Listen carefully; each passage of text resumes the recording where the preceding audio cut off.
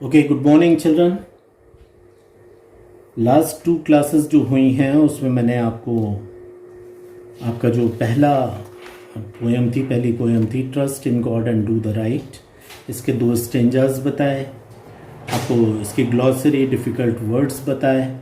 Right, हमने rhyming words columns में किए, अलावा इसके वर्ड मीनिंग्स देखे और 6 क्वेश्चंस जिसमें समरी भी थी पोएम की वो हमने कंप्लीट की।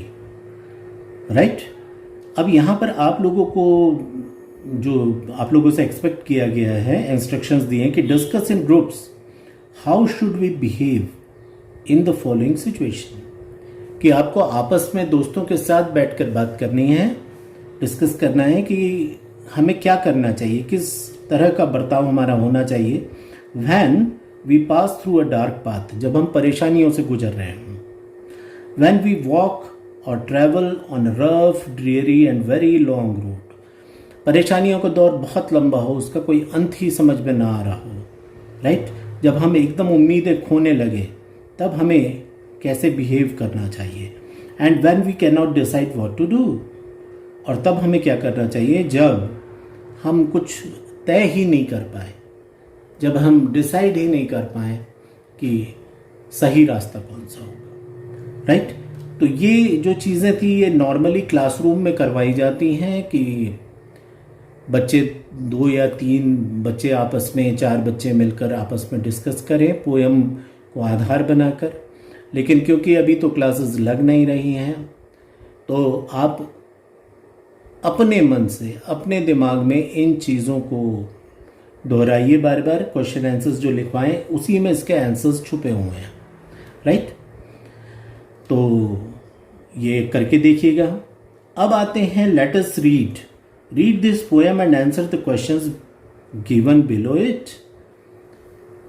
इंग्लिश में एक होता है जिसे कहते हैं अनसीन पैसेज, जो अचानक आपको एग्जामिनेशन में दे दिया जाता है, जो आपने इससे पहले कभी पढ़ा नहीं, जिसकी तैयारी नहीं की है, और उस पर आपसे कुछ क्वेश्चंस किए जाते हैं और आपको वहीं पर उनका जवाब सोचना होता है। वो कॉम्प्रिहेंशन में आता है कि आप क्या अपने मन से जवाब बना सकते हैं या नहीं बना सकते, या सिर्फ आप किसी चीज़ों को मेमोराइज कर रहे हैं, रट रहे हैं।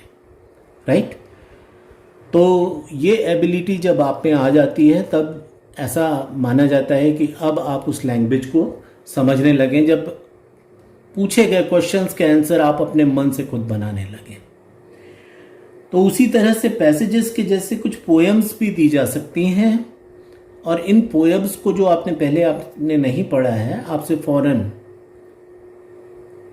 उस पर कुछ क्वेश्चंस करके आपसे पूछा जा सकता है कि इनका आंसर बताइए। तो ज़रूरी होता है कि जब कभी भी हम ऐसे कोई भी पैसेज या पोएम हम पढ़ रहे हों तो उसका मतलब हमारा दिमाग खुद ही निकालना शुरू करे। यहाँ पर एक छोटी सी बच्चों की पोएम है। राइट, और देखिए ज़रा कि इसका अर्थ आप निकाल पाते हैं कि नहीं।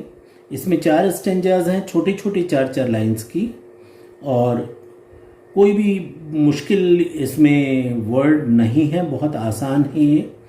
मैं आपके लिए पढ़ता हूँ इसको। 5 little squirrels set up in a tree. The first one said, "What do I see?" 5 little squirrels set up in a tree. The first one said, "What do I see?" Squirrels आप सब समझते हैं, एक छोटा सा बड़ा प्यारा सा एनिमल होता है जिसे हम गिलहरी कहते हैं, स्क्वायरल। राइट, तो कितने स्क्वायरल्स हैं? 5 little squirrels set up in a tree.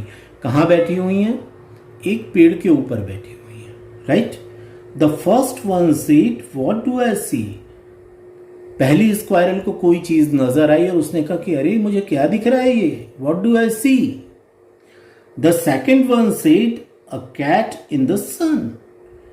The second one said, a cat in the sun. The third one said, then we would better run. जो सेकेंड स्क्वायरल थी उसने कहा कि जब पहले वाली ने पूछा कि अरे भाई मुझे क्या दिख रहा है, तो दूसरी ने जवाब दिया कि अ कैट इन द सन. धूप में एक बिल्ली बैठी हुई है, राइट। शायद ठंड का वक्त रहा होगा, दिल्ली जो बिल्ली है उसे धूप से मिलने वाली गर्मी, बड़ी गर्माहट बड़ी अच्छी लग रही होगी, तो वो बड़े मज़े से धूप में लेटी हुई थी। और आप सभी जानते हैं कि जो बिल्ली है इन सब की दुश्मन होती है, चाहे वो चूहे हों या गिलहरियाँ हों, ये बिल्लियाँ जो रहती हैं ये उनका शिकार करती हैं। तो पहली वाली गिलहरी को नज़र आई है बिल्ली। उसने लोगों से कहा, अपनी सहेलियों से कहा कि देखो मुझे क्या नज़र आ रहा है। सबने ध्यान से देखा। The second one said a cat in the sun. अरे भाई ये तो एक बिल्ली है जो धूप में बैठी हुई है। The third one said then we would better run. तो तीसरी ने कहा कि भाई फिर तो हमें यहां पर नहीं रुकना चाहिए, हमें भाग जाना चाहिए, क्योंकि बिल्ली कहीं करीब ही है सामने, राइट। तो ये तो खतरे वाली बात है, हमें यहां से फौरन भाग जाना चाहिए। The fourth one said let's hide in the shed. The fourth one said let's hide in the shed. The fifth one said I am not afraid. चौथी वाली ने कहा कि चलो कहीं जो शेड होता है, मतलब जहां रोशनी नहीं पहुंचती, राइट, जो अंधेरी जगह होती है, वहां कहीं अंधेरे में छुप जाएं हम। क्यों? ताकि ये खतरनाक बिल्ली हमें देख ना सके। The fourth one said let's hide in the shed. The fifth one said I am not afraid. लेकिन पांचवी जो बिल्ली थी उसने बहादुरी दिखाते हुए कहा कि आई एम नॉट अफ्रेड, मैं किसी बिल्ली से नहीं डरती, right. The cat cocked its ears. The cat cocked its ear मतलब अपने जैसे कोई आहट होती तो बिल्ली अपने कानों को खड़े कर लेती है, राइट। इसको बोलते हैं कॉक्ड इट्स ईयर्स। जब बिल्ली ने ये सुना कि किसी गिलहरी ने कहा कि मैं बिल्ली से नहीं डरती, तो उसके कान खड़े हो गए। The cat cocked its ear. The cat said I see. उसने कहा अच्छा ऐसी बात है, यहां पर कोई है जो मुझसे नहीं डरता है। They all ran away. There was no one in the tree.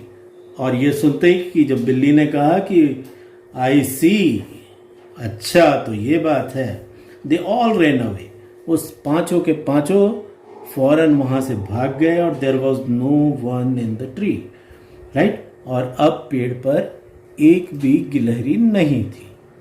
तो ये एक मज़ेदार सी पोयम है, याद करना भी आसान, एंजॉय कर सकते हैं। 5 little squirrels set up in a tree. The first one said, what do I see? The second one said, a cat in the sun. The third one said, then we would better run. The fourth one said, let's hide in the shade. The fifth one said, I'm not afraid. The cat cocked its ears. The cat said, I see. They all ran away. There was no one in the tree. So, ये एक poem आपको इस किस्म की दी जा सकती है, right. और इसके बाद आपसे पूछे जा सकते हैं कुछ सवाल, जैसे how many squirrels were there in the tree. How many squirrels were there in the tree मतलब पेड़ पर कितनी स्क्वायरल्स या गिलहरियां थी। कितनी थी आपने पढ़ा है? 5, राइट। तो आंसर होगा, यहां से देखिए, यहीं से बनाएंगे। There were how many squirrels? 5 squirrels in the tree, ये लिखा है। There were 5 squirrels in the tree, right. इसके बाद what did the first squirrel say? पहली गिलहरी ने क्या कहा? The first squirrel said, what do I see? मैं ये क्या देख रही हूं, ये मुझे क्या दिखाई दे रहा है? What do I see? उसे अपनी आंखों पे भरोसा नहीं हो रहा था कि इतने करीब था खतरा, बिल्ली धूप में आराम से लेटी हुई थी, right. The first squirrel said, what do I see? Number 3 जो सी वाला क्वेश्चन है, Who advised the squirrels to hide in the shade? किसने गिलहरियों से कहा कि चलो अंधेरी शेड में, राइट, छुप जाएं? आंसर है the fourth squirrel advised all to hide in the shed. जो चौथी स्क्वायरल थी उसने सभी को एडवाइस किया, सलाह दी कि चलो हम सब शेड में छुप जाएं, ऐसी अंधेरी जगह में जहां पर ये बिल्ली हमें खोज ही ना पाए। Right. D, which squirrel was not afraid? कौन सी गिलहरी थी जो कह रही थी कि भाई मैं नहीं डरती बिल्ली से? The fifth squirrel was not afraid. पांचवी जो स्क्वायरल थी वो बिल्ली से नहीं डरती थी, हमने कहा। इसके बाद what did the cat say? The cat said I see. The cat said I see. तो इस तरह से ये यहां पर आपसे ABCDE 5 क्वेश्चंस किए गए हैं और इस तरह से उनके जवाब आपको खोजने पड़ते हैं। फाइन। तो ये मैंने आपको लिखवाया है, इसका आप चाहें तो वो कर सकते हैं स्क्रीनशॉट। राइट। और नोट डाउन कीजिए। राइट। अब यहां पर अगली जो एक्सरसाइज है, let's write complete the summary of the poem, use the clue words given. कि यहां पे कुछ वर्ड्स दिए हुए हैं, sight, path, difficulties, courage, trust and night. इन सब के मतलब आप जानते हैं।